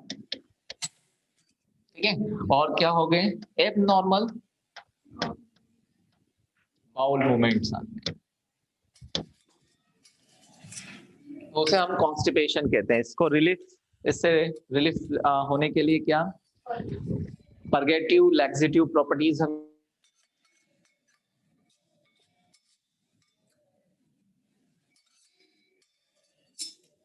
एक तो आपको बताया था जब बायोमोलिक्यूल्स पढ़ा था तो उसमें हाँ कौन सा सीड था वो? प्लांटिगो ओवेटा के हस्क से हम बनाते हैं क्या? इस सब गोल बनाते हैं, और वो इस सब का काम करता है bind with the water and relief from the constipation, है ना। तो आप याद रखेंगे कि MgCl2 का यूज करते हैं प्लस MgSO4 मैग्नीशियम सल्फेट, और यही परगेटिव एंड लैक्सेटिव प्रॉपर्टीज होती है। इन दोनों का मतलब ही होता है कि हमारे जो इंटेस्टाइन में, लार्ज इंटेस्टाइन में वाले पोर्शन, कोलोन वाले जो पोर्शन है, उसमें जो हमारा अनडाइजेस्टेड वेस्ट जो रुका हुआ है, उन सबको ये क्या कर दे, वहां से बाउल मूवमेंट के थ्रू वहां से ये साफ कर दे, तो उसी के कारण पेशेंट से रिलीफ मिलता है। तो इसको तो लोग मतलब कुछ लोग लूज मोशंस के लिए भी यूज करते हैं। हाँ तो वही चीज है भाई, जब कॉन्स्टिपेशन के लिए यूज करें तो लूज मोशंस के लिए क्यों? किसे, MgCl2 को? नहीं सर, वो इसबगोल। नहीं नहीं, वो अब इसबगोल का मतलब ये होता है जिसे खुलासा प्रॉपरली नहीं हो पाता है, ठीक है, मतलब कॉन्स्टिपेशन, तो अपने इंटेस्टाइन को साफ करने के लिए इसबगोल को यूज किया जाता है। और लूज मोशन का मतलब ये होता है कि उसमें वाटरी पोर्शन ज्यादा है, तो उस टाइम इसबगोल लेने पर क्या होता है, वो वाटर को बाइंड करता है, और जो जब आपके इंटेस्टाइन में कुछ है ही नहीं तो फिर ये उसे क्या करेगा, मतलब वाटर को बाइंड कर लेगा, और वाटर के जो डेफिशिएंसी हो रही है, मतलब जो वाटर हमारे बॉडी से बाहर जा रहा है उसको रोकने का काम करता है, ठीक है, इसलिए उसे उसमें डायरिया में भी यूज किया जाता है। अलग अलग उनके यूज है, लेकिन यहाँ पर हम किसका यूज कर रहे हैं, मतलब इसके लिए पर्टिकुलर आयंस ले रहे हैं जो क्या है MgCl2 और MgSO4, इसका आप ध्यान रखेंगे।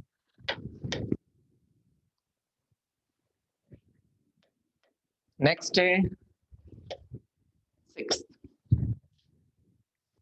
डायरिया।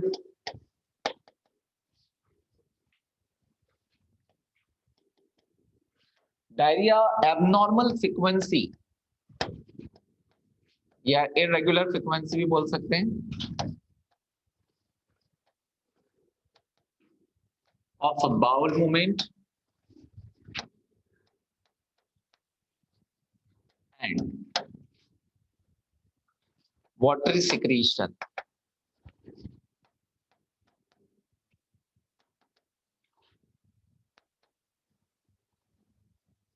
through fecal discharge,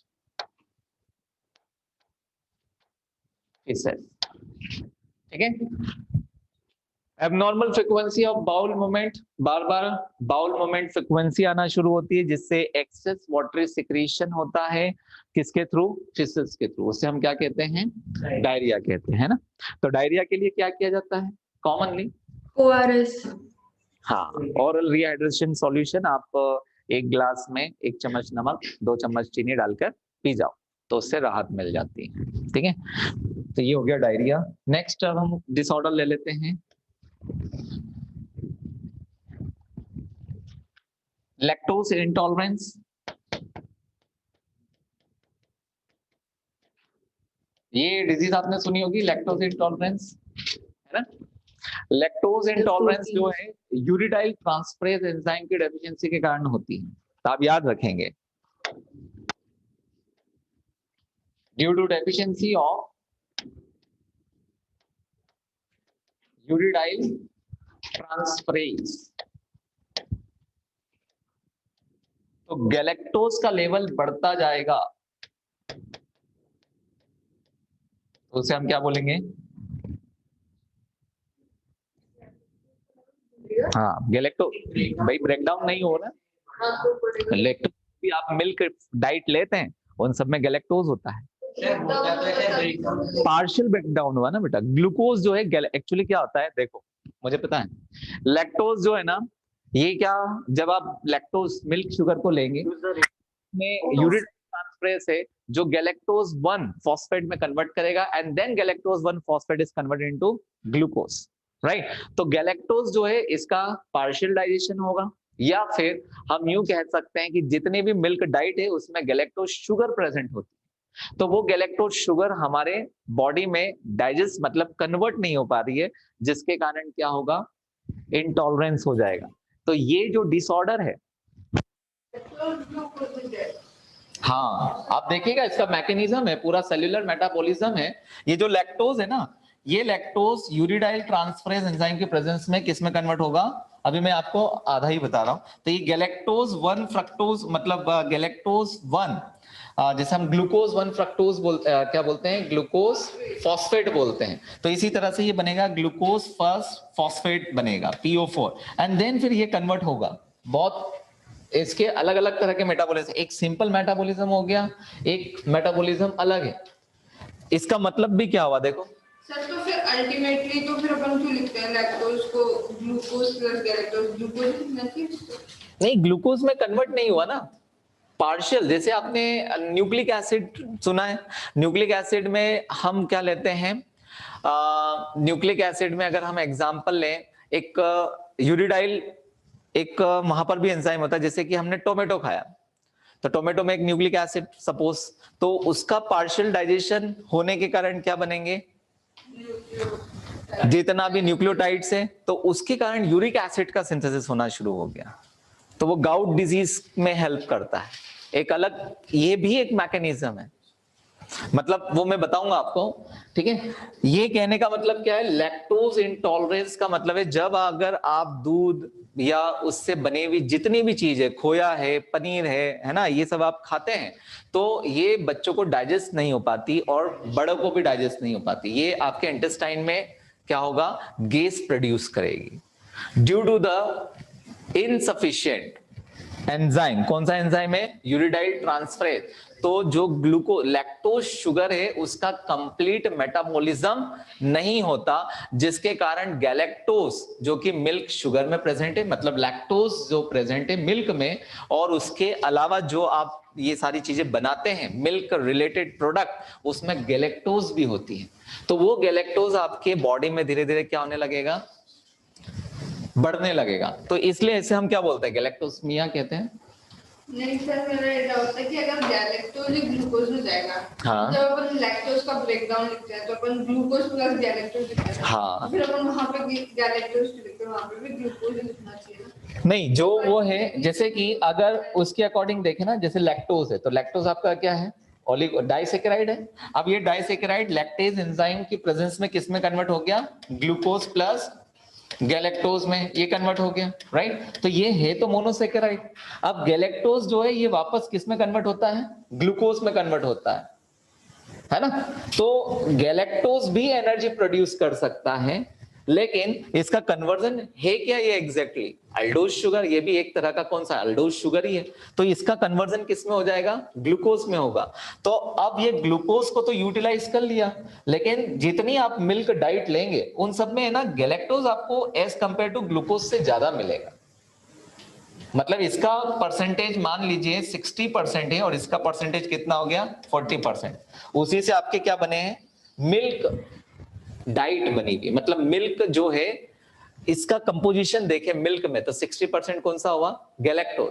तो वो धीरे धीरे आपका जो गैलेक्टोज है वो अक्यूमुलेट होने लगता है, इसलिए हम उसे क्या बोलते हैं, इसे ग्लूकोजमिया क्यों नहीं बोलते, वो उल्टा हो जाएगा, डेफिशिएंसी हो गई उसकी। यहां पर गैलेक्टोज क्या हो रहा है, ब्लड में बढ़ रहा है।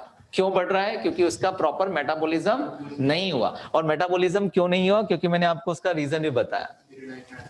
तो क्या ये एक जेनेटिक डिसऑर्डर है, क्यों नहीं है। एंजाइम कौन बनाता है, ये हमारे, अगर आप ध्यान रखना, जिसको बहुत सारे बच्चे हैं जिनको दूध पचता नहीं है, राइट, तो वो ध्यान रखें, देखें एक हायरार्की बनाए तो वो देखेंगे कि उनके या तो मम्मी को या पापा में से किसी एक को हो सकता है जिन्हें दूध नहीं भाता है, या फिर हो सकता है उनके कोई दादा या जो भी है जहां से भी वो जीन आया है। तो ये जो गैलेक्टोसोमिया है या फिर लैक्टोज इंटॉलरेंस है, एक तरह का जेनेटिक डिसऑर्डर होता है, ठीक है, या फिर ऑटोमेटिक भी ये हो सकता है, ठीक है। तो आप बस याद रखेंगे कौन सा एंजाइम, यूरिडाइल ट्रांसफरेज एंजाइम, जो ग्लूकोज मतलब लैक्टोज का कंप्लीट मेटाबॉलिज्म नहीं करता, जिसके कारण गैलेक्टोज जो है वो क्या होना शुरू होगा, बॉडी में एक्यूमुलेट होगा, तो उसे हम गैलेक्टोसोमिया कहते हैं, ठीक है। और इसके लिए क्या उपाय है, अभी मैंने आपको बताया मिल्क डाइट बोल रहा था, तो इसका उपाय क्या है, मिल्क फ्री डाइट देते हैं, ठीक है ना। मिल्क फ्री डाइट का यूज करेंगे तो वो याकूल है, याकूल। जैसे मान लो किसी को पच जाता है, आपने देखा होगा बच्चे जो होते हैं ना, बच्चे दूध पीने के बाद में अगर उनकी जो पोटी है व्हाइट आ जाए, तो इसका मतलब वो लैक्टोज इंटॉलरेंस है। हाँ रियली, तो वो लैक्टोज इंटॉलरेंस को रिप्रेजेंट करता है। तो ये जेनेटिक डिसऑर्डर हो गया। क्योंकि अभी से उसमें है, इसका मतलब स्टार्टिंग इनिशियल। लेकिन कोई बच्चे ना मतलब दूध पचा जाते हैं, लेकिन जब वो बड़े होते हैं तब उनको मिल्क डाइजेस्ट नहीं होता। तो इसलिए प्रोबायोटिक हम ले सकते हैं। याकूल वगैरह जो होता है ना, वो एक्चुअली क्या है, आपने कभी पिया होगा या नहीं? इतना सा आता है, बढ़िया आता है, 10-12 रुपए। याकुट। हाँ, याकुल। तो उसे पी लेना चाहिए। उसके कारण क्या होता है कि आपके अंदर वो एक पार्शियल डाइजेशन है मिल्क का, या कर्ड बोल सकते हैं, या जो लैक्टोबैसिलस का मिक्सचर है। तो उसके कारण क्या होगा, आपके अंदर बैक्टीरिया प्रेजेंट होंगे, तो हो सकता है कि ये डिसऑर्डर सही हो जाए। ये आप जो भी मिल्क डाइट लेंगे तो वो प्रॉब्लम क्रिएट नहीं करेगी, है ना। कभी कभी उसका यूज कर सकते हैं, वो एक बहुत अच्छा प्रोबायोटिक है, उसका कोई ऐसे साइड इफेक्ट नहीं होते हैं। लेकिन जिसमें जेनेटिक डिसऑर्डर है उसमें कुछ नहीं कर सकते है ना, उसको याकुल फाकुल कुछ भी दे दो, कुछ नहीं होगा फिर। एक तो ये हो गया, हमारे कितने डिसऑर्डर्स हो गए, 7 हो गए। एक सबसे इंपॉर्टेंट डिसऑर्डर एक और है, आपने सुना होगा, मरस्मस और क्वाशियोरकर। तो नंबर 8 क्वाशियोरकर एंड मरस्मस। ठीक है, इसमें से पीएम किसको बोलते हैं? प्रोटीन एनर्जी माल नरिशमेंट। पक्का? नहीं, हाँ, मरस्मस को बोलते हैं। मैरस्मस को, क्वाशियोरकर को बोलते हैं। बहुत बढ़िया। प्रोटीन अरे इन दोनों को मिलाकर बोल रहे हैं। अच्छा चलें, ये बताओ क्वाशियोरकर किस में होता है? मोर देन वेरी गुड, बस अब ध्यान रखना। देखो हम आपको समझा देते हैं। अल्फाबेटिकल में सबसे पहले क्वाशियोरकर आता है, मरस्मस अल्फाबेटिकल में क्वाशियोरकर। तो इसका मतलब के क्या हुआ? बड़ा, है ना। मतलब पहले आया ना, पहले आया ना, नहीं पहले जो बच्चा हो गया वो क्या हुआ, बड़ा होगा या छोटा होगा? तो पहले आया मतलब ये बड़ों में होता है, बड़े मतलब 1 से 5 साल के बच्चों में, और ये छोटा है तो एक इन्फेंट में होता है, मतलब अंडर द 1 ईयर। ठीक, समझ में आ गया। इसमें प्रोटीन के साथ साथ एनर्जी की भी डेफिशिएंसी हो जाती है, तो इसलिए इसे हम पीईएम कहते हैं। नहीं, क्या बोलेंगे इसे? इसमें केवल प्रोटीन की डेफिशिएंसी होगी। क्वाशियोरकर में होगा ना। हाँ, मैं लिखते जाता हूं 1 बाय 1। सही है, इधर देखो आप। सबसे पहले क्वाशियोरकर, ठीक है। क्वाशियोरकर किस में है? 1 to 5 ईयर चाइल्ड। ये किस में होगा? 0 to 1 ईयर इन्फेंट बोल सकते हैं, या 1 ईयर तो चाइल्ड भी बोल देते हैं, इन्फेंट में होता है वैसे तो। ठीक है, अब क्वाशियोरकर में प्रोटीन डेफिशिएंसी, ठीक है, हाँ करेक्ट है। और यहां पर प्रोटीन के साथ एनर्जी, दोनों की डेफिशिएंसी हो रही है ना। और इसी को हम बोलते हैं प्रोटीन एनर्जी माल न्यूट्रिशन। माल न्यूट्रिशन तो समझते हैं ना, डेफिशिएंसी ऑफ प्रोटीन को माल न्यूट्रिशन बोलते हैं। कभी भी हो सकता है, 10 साल के बाद में, 15 साल में, है ना, होने की भी चांसेस हो सकते हैं, लेकिन नॉर्मली ये। अब देखो, इसमें एनर्जी तो मिल रही है ना, मतलब फैट डिपॉजिट होता है, फैट से एनर्जी मिलती है, कार्बोहाइड्रेट। इसमें बच्चे को एनर्जी कहां से मिली? हमने कार्बोहाइड्रेट दिया है, लेकिन वो मतलब कार्बोहाइड्रेट ना होने के कारण ये मेरेस्मस डिसीज हो जाती है। जैसे कि मान लो जब बच्चा पैदा हुआ, तो बच्चा पैदा हुआ तो हम क्या करते हैं, 6 मंथ तक उसे क्या देते हैं? मदर मिल्क, मतलब उसे नरिशमेंट करते हैं। फिर आफ्टर 6 मंथ के, मतलब वो जो 6 महीने के बाद में, उसे हम कार्बोहाइड्रेट डाइट्स, लिपिड डाइट, जैसे कि सेरेलैक है, ये क्या है? प्रोटीन है, ये देना शुरू करते हैं। अब कहीं कहीं पे, जैसे कि अगर हम बस्ती के बारे में बात करें या फिर इनके बारे में बात करें मजदूरों की, तो वो सेरेलैक थोड़ी ना खिलाएंगे। तो हो सकता है कि वो प्रॉपर 1 साल के अंदर उन्हें कार्बोहाइड्रेट प्रॉपरली ना मिला हो। प्रोटीन की तो डेफिशिएंसी हो ही गई, लेकिन एनर्जी की डेफिशिएंसी किसके कारण हो गई? कार्बोहाइड्रेट या लिपिड्स न मिला हो। तो इस कारण इसे हम प्रोटीन एनर्जी माल न्यूट्रिशन या नरिशमेंट कहते हैं। इसमें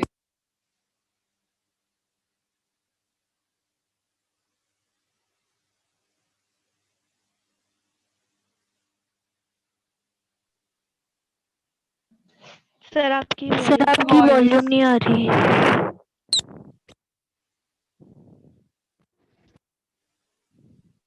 प्रॉपरली, तो इसके कारण क्या होगा, उसमें पोर्ट बेली आना लगेगा, मतलब प्रॉपर फैट का डाइजेशन नहीं हो रहा है, या फिर वो नहीं होने के कारण, मतलब उसका न्यूट्रिशन ना होने के कारण सेल्स अंदर ही मेटाबॉलिक एक्टिविटी स्टार्ट कर रही है एनर्जी बनाने के लिए, तो वाटर वहां पर अक्यूमुलेट होना शुरू होगा पैरों में, मतलब पेट में, पैर में, आंखों में, इस तरह से, तो वो ये डिजीज कहलाती है क्वाशियोर्कर। तो ये थोड़ा सा डिफरेंस है, ठीक है, इतना समझ में आ गया। अब देखो ये अधिकतर पूछा जाता है, इसमें कंफ्यूज नहीं होना, जो बड़ा है वो बड़ा ही है। अब देखिए इसके हम सेम सिम्टम देख लेते हैं। सेम सिम्टम क्या क्या आते हैं, इनको भी डायरिया होने का प्रॉब्लम है, इन्हें भी डायरिया है, राइट। डर्मेटाइटिस, डर्मेटाइटिस मतलब एबनॉर्मल स्किन है, तो इन्हें भी डर्मेटाइटिस हो सकता है, इन्हें भी हो सकता है। हाँ वो नहीं, वो डिफरेंस है, सिमिलरिटी बता रहा हूं अभी, तो ये सिमिलरिटी होगी, ठीक है। अब अगर हम डिफरेंस के बारे में बात करें तो इनका जो चेहरा है वो मून अपीयर दिखाई देगा, कैसा है, मून लाइक फेस हो, और इनका जो फेस है, चेहरा जो है वो ओल्ड मैन जैसा दिखाई देगा, मतलब यहां से होठ ऐसे हो जाएंगे, ठीक है, ओल्ड मैन। तो एक ये डिफरेंस हो गया, ठीक है। और इसके बाद में इनमें भी थीन लेग्स हैं, एक और सिमिलरिटी है, थीन लेग्स, इनके भी लेग्स कैसे होंगे, थीन ही होंगे, लेकिन इनमें ना लेग्स में ओइडेमा देखने को मिलेगा। ओइडेमा समझते हैं, एक्यूमुलेशन ऑफ वाटर के कारण स्वेलिंग आ जाएगी, इनमें ओइडेमा नहीं होगा, तो एक ये डिफरेंस हो गया, मतलब इनके पैर ऐसे फूल जाएंगे और पेट भी फूल जाएगा, तो उसे हम पोर्ट बेली कहते हैं, पोर्ट बेली। इनमें पोर्ट बेली नहीं होता, ठीक है, ओइडेमा, पोर्ट बेली इनमें नहीं होगा, इनमें होगा, तो ये एक डिफरेंस हो गया। और सिमिलरिटीज देख लो आप, सारे सिमिलरिटीज हैं, ठीक है। तो ये क्वाशियोर्कर और मेरेस्नेस। मेंटल रिटार्डेशन दोनों में, ग्रोथ और मेंटल, भाई दोनों में प्रोटीन नहीं है, इसका मतलब क्या है, इनमें ग्रोथ एंड मेंटल रिटार्डमेंट, इनमें भी दोनों होगी, मेंटल एंड ग्रोथ रिटार्ड दोनों में होगी। केवल क्या सिमिलरिटीज है, एक तो फेस की सिमिलरिटीज है, मतलब मून लाइक फेस और old man face and pot belly and oedema, ये दो तीन डिफरेंस है, बाकी सारी सिमिलरिटीज आपको एक जैसे मिलेगी। हाँ एक और सिमिलरिटीज केवल इसमें नहीं देखने को मिलती है, इसमें देखने को मिलेगा प्रोमिनेंट रिब्स। रिब्स जो है, प्रोमिनेंट रिब्स, इसका क्या मतलब हुआ, है ना, वो पसलियां दिखना, मतलब बाहर से आप गिन सकते हैं, काउंट कर सकते हैं, ऐसे प्रोमिनेंट रिब्स होगी, मतलब there is no fat, fat नहीं है इनमें, तो उसे हम प्रोमिनेंट रिब्स कहते हैं। क्या क्या अभी इमेसिएशन, प्रोमिनेंट फॉर्म हो जाना, उसे ही इमेसिएशन बोलते हैं। कहने का मतलब है कि जो आप फेट दे रहे हैं ना, वो यहां पर आके क्या हो गया, एक्यूमुलेट हो गया, प्रॉपर उसका बीटा ऑक्सीडेशन जो होना चाहिए, बीटा ऑक्सीडेशन समझते हैं, हाँ बीटा ऑक्सीडेशन समझते हैं, लिपिड्स मेटाबॉलिज्म, जैसे कार्बोहाइड्रेट मेटाबॉलिज्म होता है ना, ऐसे लिपिड मेटाबॉलिज्म होता है, तो वो प्रॉपरली नहीं होना, दोनों में नहीं होगा वो, इसमें भी एक्यूमुलेट होगा, इसमें भी एक्यूमुलेट होना शुरू होगा, इसमें तो है ही नहीं बेचारे के पास, फैट ही नहीं, इसमें नहीं होगा। किसकी डेफिशिएंसी थी,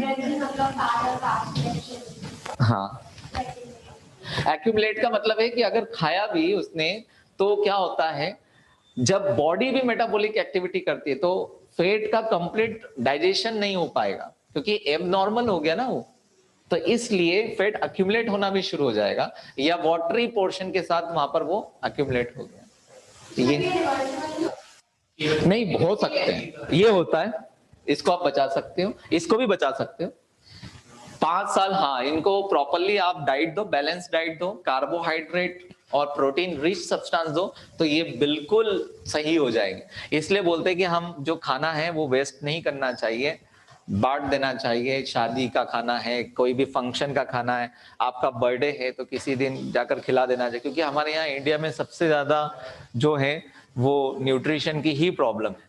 तो प्रॉपर किसी को पैसे देने से अच्छा है कोई चीज खिला दो, ये सबसे अच्छा एक बेस्ट वे। और अगर आप सबसे होता है तो करना भी चाहिए, ठीक है। इन सबको हम सही कर सकते हैं। गवर्नमेंट, आपने नाम सुना होगा आंगनवाड़ी, ऐसा ना, तो वो यही डिसीज को सही करते हैं, वो यही देते। आपने कभी देखना आंगनवाड़ी का जो खाना होता है उसमें दलिया प्लस दाल, मतलब प्रोटीन्स और कार्बोहाइड्रेट का सोर्स होता है। उसके बाद में इन्हें गुड़ जो है वो अलग से इतना दिया जाता है ताकि बच्चे एनेमिक ना हो, ठीक है। और फिर उसके बाद फिर इनका जो फूड है वो सारा गवर्नमेंट प्लान करती है। राइस है, उसमें मूंग की जो छिलके वाली दाल आती है, हरे मूंग की दाल जो है वो प्रॉपर डाइट में दी जाती है, ताकि ऐसे बच्चे जिन्हें क्वाशियोर्कर है, अब इनको तो दे नहीं सकते, ये तो माताओं पर ही निर्भर करता है कि किस तरह से वो अपने बच्चों को रख रहे हैं, है ना। तो इनको मतलब अवेयर करने के लिए इनके भी प्रोग्राम है। इनको जो है जैसे सैरेलेक होता है, ऐसे ही फूड का पैकेट बनाया गया है गवर्नमेंट के थ्रू, जो कि पार्शियल डाइजेस्टेड होता है ट्रिप्सिन से, वो प्रोवाइड किया जाता है कि आप इन्हें ये खिला दो ताकि 1 साल के बच्चे जो हैं उन्हें ये डिसऑर्डर ना हो। यही जो है आगे चल के क्वाशियोर्कर में कन्वर्ट हो जाता है। अगर आपने 1 साल तक उसका ध्यान रखा, ठीक है, तो प्रॉपरली इतना डिसऑर्डर नहीं होगा। अगर मरेस्मस पर्सन है तो वो क्वाशियोर्कर में बदल जाएगा, क्योंकि 1 साल से बड़ा हो जाएगा, अब उसे प्रोटीन और फैट दोनों ही नहीं मिलेगा, तो वो किस में कन्वर्ट होगा? मरेस्मस, ये क्वाशियोर्कर, ठीक है। तो ये हमने डिफरेंस, सिमिलरिटीज ये देख ली है। और किसमें क्या होता है, प्रोमिनेंट रिब्स केवल इसमें होते हैं, इसमें प्रोमिनेंट रिब नहीं होंगे, ये थोड़ा सा अलग रहेगा। चले, तो यहाँ पर अब हम इस चैप्टर को कंप्लीट करते हैं। अब कोई डिजीज हमारी यहाँ पर रही नहीं है, हमने सारी डिजीज यहाँ पर देख ली, विटामिन देख लिए, है ना। तो टाइम भी हो गया है। अब हम नेक्स्ट क्लास में एक क्वेश्चन, हाँ ब्रीदिंग और एक्सचेंज ऑफ गैसेस स्टार्ट करेंगे। हाँ बेटा, डेथ के बाद में वो इंटेस्टाइन की लेंथ हमको कम बताएगी? बढ़ जाती है। जैसे हमारी 30 फीट की लेंथ है एलिमेंट्री कैनाल की, है ना, तो किसी में 28 भी हो सकती है, किसी में 26 भी है, डिपेंड करता है। जैसे हमारी हाइट ज्यादा है तो हमारे इंटेस्टाइन ज्यादा, लेकिन जो जब डेथ हो जाती है तो उसमें हमारे इंटेस्टाइन की लेंथ क्या हो जाती है? बढ़ जाती है। अच्छा, जब हम सोते हैं तो हमारी हाइट बढ़ती है या कम होती है? बढ़ती है ना। हाँ, तो हाँ वही हमारे अंदर जो है वो आर्टरीज के साथ में और हमारे इंटेस्टाइन रिलैक्स हो जाते हैं ना। ये अभी हम जो खड़े हैं तो हमारी वर्टिब्री के कारण हमारी हाइट छोटी रहती है, जब हम सीधे रहते हैं तो वर्टिब्री सीधी रहती है, उसके कारण बढ़ जाती है, ठीक है। चलें, ऐसे फैक्ट पढ़ा करो, ये फैक्ट आपको काम आएंगे। और जितना पढ़ाते हैं भैया उतना कम से कम है ना, आप लोग क्वेश्चन आंसर सही करा करो। अभी क्वेश्चन पेपर ऐसा कोई टफ नहीं होता है। मान लो अगर कभी क्वेश्चन पेपर आ गया तो